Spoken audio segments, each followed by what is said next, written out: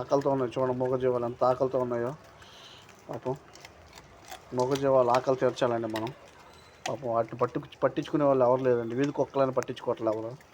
వీధి కుక్కలే కదా, ఇక్కడ ఒక సిస్టర్ ఉంది, మంచి సిస్టర్. కుక్కలకి పాపం చూడండి వాటి ఆకలి తీరుస్తుంది. ఆ సిస్టర్కి ఇలాంటి కొన్ని వందల కుక్కలు పెంచాలని వీధి కుక్కల్ని కోరుకుంటున్నానండి. ఆ వీధి కుక్కలు చక్కగా తింటున్నాయి. చూడండి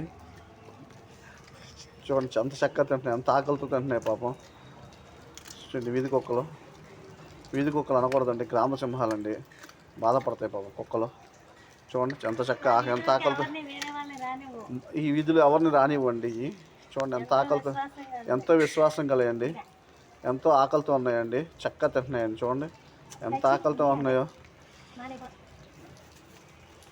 ఎంతో ఆకలితో ఉన్నాయండి. చూడండి ఇంకోటి చూడండి, అది మంచి కరుగుతూ ఉంది, మంచి ఆకలితో ఉంది అది. ఆ కుక్క ఇది పర్లేదు, ఇది మంచి తెలివిగల కుక్క. అది మాత్రం మంచి ఆకలి కుక్క. ఇది మంచి ఇంటెలిజెంట్ కుక్క అండి. ఏది పడితే తినట్లా. దాంట్లో కూడా దానికి వాసన బట్టి తింటుంది. ఇంకా మిగతా కుక్కలు అయితే ఏది పడితే తినేస్తున్నాయి.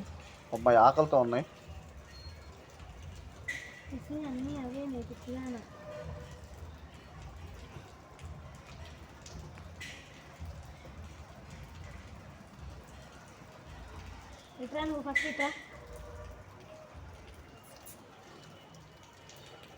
ఈ కుక్క చాలా తెలివితేటలు తక్కువ అండి.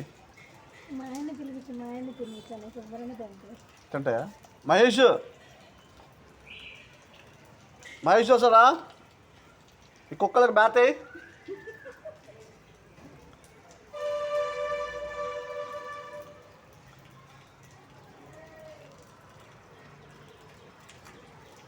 దీనికి పట్టుకోవాలి మళ్ళీ ఒకళ్ళు.